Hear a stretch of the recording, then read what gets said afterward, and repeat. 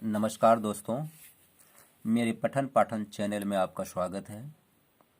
दोस्तों, आज मैं मैथ के 3 प्रश्न को लेकर आया हूं, जो जेटेट 2020 के लिए उपयोगी हो सकता है। तो आइए देखते हैं पहला प्रश्न।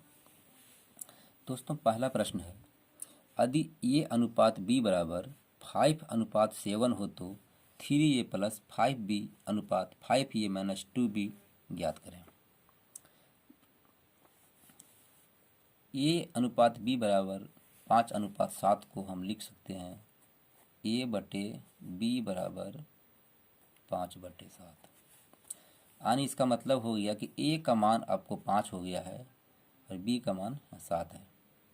बस अब इसको जो दिया है उस पर बैठा दीजिए, आपका आंसर आ जाएगा। देखिए, ए का मान दिया है 5, तो यहाँ लिखा हुआ 3a प्लस 5b, तो 3 गुने ए का मान दिया हुआ 5 से गुना कर दीजिए इसको। फिर देखिए, जोड़ दिया हुआ 5b, तो 5 है, बी का मान दिया हुआ आपको 7 से इसको गुना कर दीजिए। अनुपात है, अनुपात में इसको रखिए।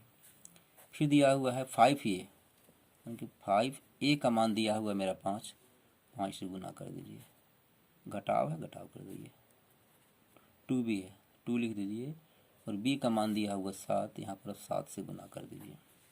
बस इसको हल कर दीजिए। 5 दिया 15 और 7 बचे 35, 15 और 35 हो जाएगा आपका 50।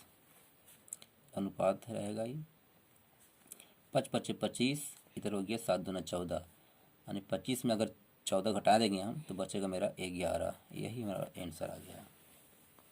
दोस्तों, यदि आप इसे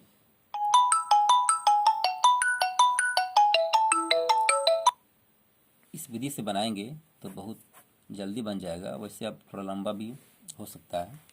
आइए दूसरा प्रश्न देखते हैं। किसी संख्या को 783 से भाग देने पर 48 शेष बचता है। उसी संख्या को 29 से भाग देने पर शेषफल क्या होगा? ये प्रश्न कह रहा है कि यदि किसी संख्या, कोई संख्या है, उसको 783 से भाग देने पर 48 शेष बचता है, तो उसी संख्या को 29 से भाग देने पर शेषफल क्या बचेगा। इसका मतलब कह रहा है कि उसी संख्या का मतलब कह रहा है जो शेष बचा हुआ है, किसको कह रहा है, इसी संख्या को 29 से भाग देंगे तो कितना बचेगा। इसका ये ट्रिक है कि आप इसको जो शेष जो दिया गया है 48, इसी 48 को आप 29 से भाग दे दीजिए।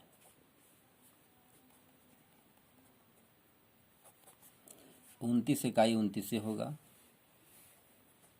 18 में 9 गया तो 9, 3 में 2 गया तो 1, 19। यही इसका आंसर आ जाएगा। लंबा करने से लंबा भी हो जाएगा, लंबा नहीं करना है, एग्जाम में इसी तरह से बनाना है। उसी संख्या का मतलब जो शेष बचा हुआ है उसी से भाग देने के लिए बोल रहा है वो। तीसरा प्रश्न है, 243 को 3 भागों में इस प्रकार बांटें कि प्रथम भाग का आधा, दूसरे भाग का 1/3 तथा तीसरे भाग का 1/4 बराबर हो। सबसे बड़ा भाग ज्ञात करें। सबसे बड़ा भाग ज्ञात करें। तो इस तरह के प्रश्न को बनाने के लिए मानते हैं हम पहली संख्या को मान लिए x, दूसरी संख्या को y और तीसरी संख्या को z। अब जो कहता है हम करते जाएंगे। कह रहा प्रथम भाग का आधा, यानी कि पहली भाग संख्या में x माने तो इसका आधा बोल रहा है, तो आधा कर दिए। दूसरे भाग का 1/3 बटे 3 कर दिए, इसका कर दिए। तीसरे भाग का 1/4, इसको 4 कर दिए।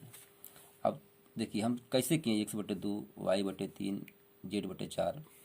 कह रहा है कि प्रथम भाग हम x माने हैं, का माने गुना हो गया, आधा का मतलब हो गया आपका 2। अब देखिए x को गुना करेंगे तो x ही होगा, x/2 आ गया। दूसरे भाग का आधा, फिर हम इसको माने हैं 2, इसका बढ़ रहा है 1/3, इसको 1/3 से गुना कीजिए। y गुने 1 करेंगे तो हो जाएगा y/3। फिर करा है तीसरे भाग का 1/4, तीसरा भाग हम z है, गुने करेंगे 1/4, तो ये हो जाएगा हमारा z/4। यही यहाँ पर हम इसको मान के बैठाए हैं। ये कह रहा है तीनों आपस में बराबर है, चौथाई बराबर है, सब बराबर, तीनों आपस में बराबर है। तो इसका मतलब ये हो गया है कि x का मान आपको 2 हो गया है वाई का मान आपको 3 है और जेड का मान आपका 4 है।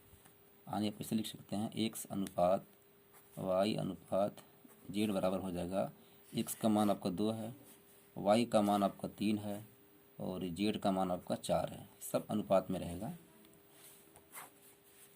अब देखिए यहाँ कह रहा है कि ये तीनों को जोड़ने के बाद इतना हुआ है, तो पहले हम इसको जोड़ के देख लेते हैं ये कितना हो रहा है।